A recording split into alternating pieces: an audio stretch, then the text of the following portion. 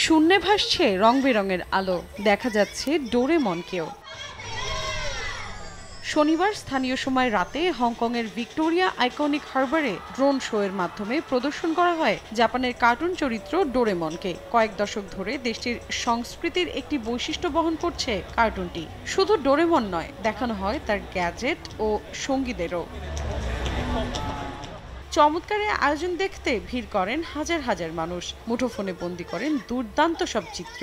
আগামী 13 জুলাই থেকে দেশটিতে শুরু হবে 100% ডোরেমন অ্যান্ড ফ্রেন্ডস ট্যুর, যা শেষ হবে 4 আগস্ট। নগদে 500 টাকা বা তার বেশি পেমেন্টে পেতে পারেন ঢাকায় জমিসহ 20 কোটি টাকার পুরস্কার।